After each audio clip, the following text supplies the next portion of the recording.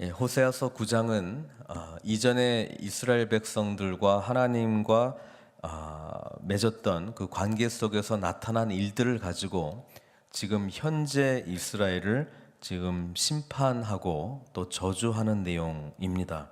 그만큼 이스라엘이 하나님 앞에서 범죄했던 이 일들이 반복적으로 나타나고 있었다라고 하는 것을 우리가 보게 되고요. 또 이전의 죄악들로 인해서 사실 지금 현재 그러니까 그 죄 부분을 온전히 다루지 못했기 때문에 지금 현재도 여전히 그 죄로 말미암아 하나님 앞에서 심판을 받고 있다는 내용을 말씀을 통해서 우리가 보게 됩니다. 10절에 옛적에 내가 이스라엘을 만나기를 광야에서 포도를 만남같이 하였다. 또 너희 조상들을 보기를 무화과나무에서 처음 맺힌 첫 열매를 봄같이 하였다. 이렇게 우리 하나님께서는 광야 가운데 이런 열매들이 나타나기가 굉장히 힘들지 않습니까? 그런데도 이런 열매를 봄같이 기쁨이 있었고 또 감격이 있었다라고 하는 것입니다. 그런데 그들이 바알보올에 가서 부끄러운 우상에게 몸을 들이므로 이 바알보올의 사건은 출애굽했던 이스라엘 백성들이 이제 곧 다다르게 되는 그 하나님의 약속의 땅에서 모압 여인들과 행음함으로 말미암아 범죄했던 그 사건을 이야기하고 있습니다. 지금 현재 북이스라엘 백성들이 바알 또 아세라 또 금송아지를 섬김으로써 우상 숭배의 죄에 빠져 있었던 것과 같이 지금 과거의 이스라엘 백성들도 바알볼에서 특별히 민수기 25장에 나타나는 그 사건 가운데서도 행음함으로 하나님의 그런 약속과 언약의 축복을 누릴 수 있었음에도 불구하고 행음으로 말미암아 그런 심판을 받는 그 장면이 있었거든요. 그거를 회고하면서 지금 이스라엘 백성들이 같은 그런 죄에 빠져 있다. 그렇게 이야기를 하고 있습니다. 저희가 사랑하는 우상같이 가증하였다. 사실 우상 숭배라고 하는 것은 하나님 아닌 다른 것을 사랑하는 것입니다. 우리가 우리 자신을 잘 볼 필요가 있는데요. 내가 진짜 무엇을 사랑하는가가 나타날 때가 있습니다. 모든 것이 편안하고 안전할 때는 하나님을 잘 섬기는 것 같다가도 위급한 일이나 또 힘든 상황들이 찾아올 때 그때 내가 어떻게 반응하는가를 보면 사실은 하나님께 나의 마음이 온전히 가 있는가 아닌가를 점검해 볼 수 있다는 것입니다. 우리의 마음 속에 늘 하나님의 마음이 어디 있는가 그것을 최우선의 그런 질문으로 또 삶 속에서 가장 중요한 것이 하나님을 섬기는 것이다 라고 하는 것의 기준으로 우리의 삶의 모든 것이 이렇게 만들어져 가고 있다면 우리는 우상 숭배로부터 우리의 마음을 지킬 수가 있습니다. 그러나 지금 북이스라엘 백성들은 하나님을 버리고 바알보올에서 일어났던 것과 같이 바알을 섬기는 그런 죄로 말미암아 이렇게 그들의 우상같이 가증해졌다. 하나님께서 호세아 선지자를 통해서 이렇게 말씀하고 있습니다. 11절에 에브라임의 영광이 새같이 날아가리니. 그럼 에브라임의 영광이 무엇입니까? 12절에 나오는 내가 그들을 떠나는 때에는 이렇게 대꾸로 되어 있었기 때문에 바로 하나님이라고 하는 것이죠. 에브라임의 영광은 하나님입니다.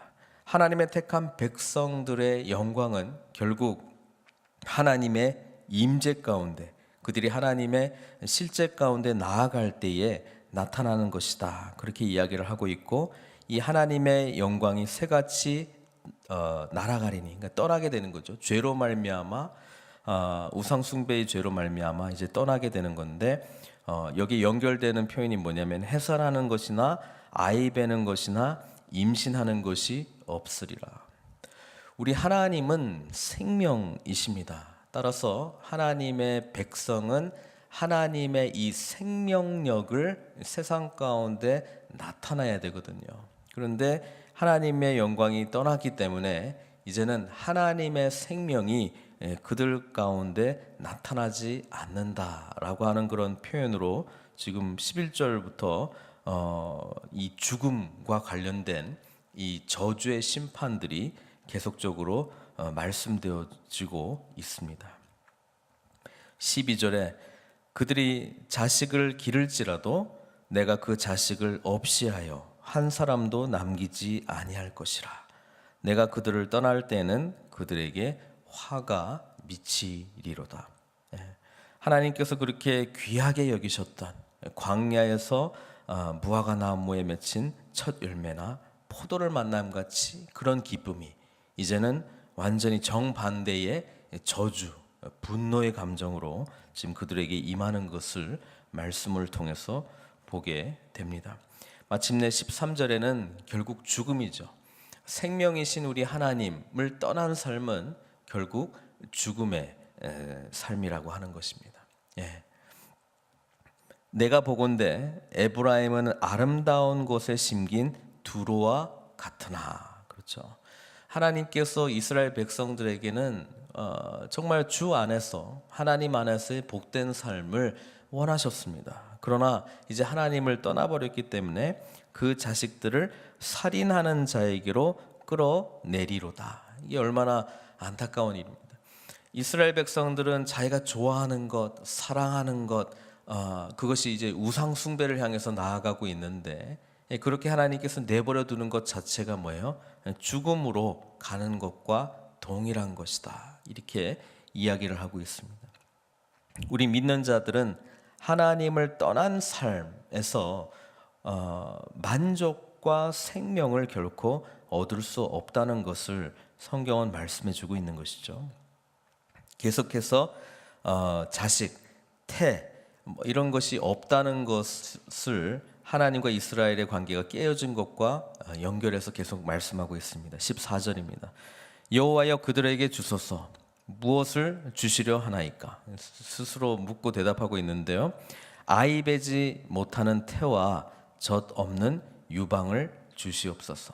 역시 생명이라고 하는 단어와 연관했을 때 반대, 죽음으로 향하는 그런 저주 선포를 하고 있는 것이죠.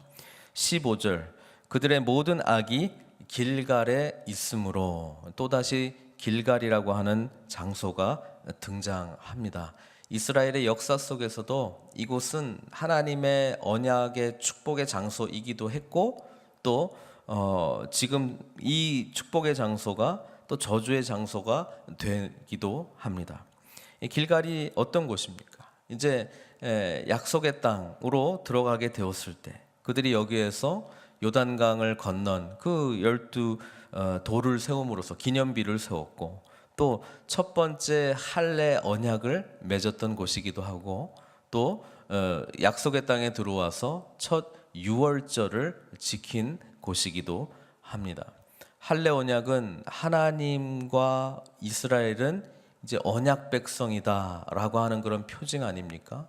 또 유월절은 우리의 그 십자가의 구원을 나타낼 의미를 담긴 것으로 뭐예요? 죽음에서 생명으로 옮기게 된 그 하나님의 놀라운 구원을 또 기념하는 그 유월절 아닙니까? 그런데 이 길갈, 바로 하나님을 온전히 섬기고 기억해야 될 이 길갈에서 벳엘에서 그런 범죄를 범했던 것 같이 이 우상 숭배를 하는 그런 저주의 땅으로 죽음의 땅으로 변화되었다라고 하는 것을 지금 말씀하면서 모든 악이 길갈에 있으므로 이렇게 이야기하고 있습니다. 내가 거기에서 그들을 미워하였노라. 그들의 행위가 악함으로 내 집에서 그들을 쫓아내고 다시는 사랑하지 아니하리라. 그들의 지도자들은 다 반역한 자니라. 지금 하나님께서 이스라엘 백성들이 하나님을 더 이상 섬기지 아니하고 그분과 맺었던 언약 관계를 모두 깨뜨리고 그리고 뭐예요? 엄청난 이 악이 충만해졌기 때문에 이제 더 이상 하나님의 사랑이 그들 가운데 없다는 것을 지금 말씀하고 있는 것이죠. 그래서 하나님께서 16절에 이렇게 말씀합니다. 에브라임은 매를 맞아. 에브라임은 북이스라엘을 나타내고 있는데 그 뿌리가 말라 열매를 맺지 못하나니 비록 아이를 낳을지라도 내가 그 사랑하는 태의 열매를 죽이리라. 하나님께서는 이미 호세아 선지자가 음란한 여인을 취해서 낳았던 자녀들 그 이름들을 통해서 이미 하나님께서 이스라엘 백성들과 맺었던 이 모든 관계들이 끊어졌다라고 하는 것을 이야기합니다. 첫 번째 나왔던 이스라엘, 이제 하나님께서 이제 흩으신다라고 하는 의미 아닙니까? 로루하마, 그 딸의 의미는 이제 더 이상 하나님의 긍휼이 없다. 그리고 로암미, 더 이상 내 백성이 아니다라고 하는 그런 의미들이 지금 이 저주의 내용 가운데 다 담겨져 있는 것이죠. 그리고 마지막 17절에 그들이 듣지 아니하므로 내 하나님이 그들을 버리시리니 그들이 여러 나라 가운데에 떠도는 자가 되리라. 실제로 이제 북이스라엘은 강한 앗수르한테 망하게 되면서 이제 민족 자체가 이제 그 없어지게 되는 그런 결과를 초래하게 되었습니다. 앗수르는 이주 정책을 썼습니다. 그래서 한 나라를 그 종족별로 보존하기보다는 아수르인들을 그 땅으로 이주시켜서 혼합해서 살 수 있도록, 그래서 북이스라엘은 뭐예요? 사마리아인들이 되게 되는 것이죠. 예수님 당시에.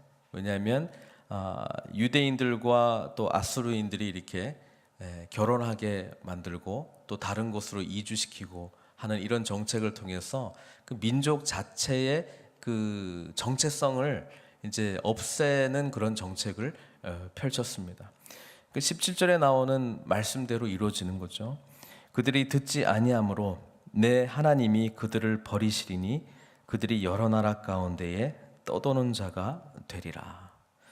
지금 9장에 나와 있는 이 죄에 대한 엄청난 파급 효과, 그리고 이 죄에 대한 그 저주, 죄에 대한 하나님의 심판이 이렇게 강렬하게 나와 있는 것은 오늘 이 말씀을 읽는 저희들로 하여금 하나님 앞에서 죄를 짓고 살아간다라고 하는 것이 얼마나 큰 아픔인가, 고통인가, 결국은 생명력을 낳지 못하고 죽음으로 가는 그런 처절한 그런 길이구나라고 하는 것을 하나님께서 말씀하시면서 오늘 우리 자신이 하나님을 온전히 예배하는 참된 예배자의 길을 향해서 나아가고 있는가, 또 우리에게 허락해 주신 이 하나님이 우리를 구원해 주셨을 때에 이 광야에서 포도를 만남 같이 그런 기쁨이 있고 무화과 나무에서 처음 맺힌 첫 열매를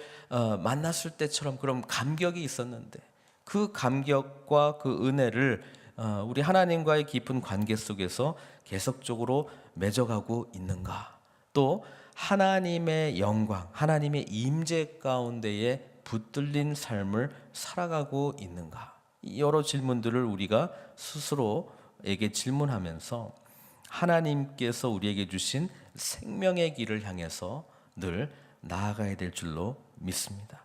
진정한 삶의 생명과 축복은 바로 우리 하나님께 나아가는 데 있다는 것을 말씀으로 다시 붙드시고 우리 삶 가운데 참된 하나님만 온전히 섬기시는 저 여러분 되시기를 주님의 이름으로 축원드립니다. 기도하시겠습니다.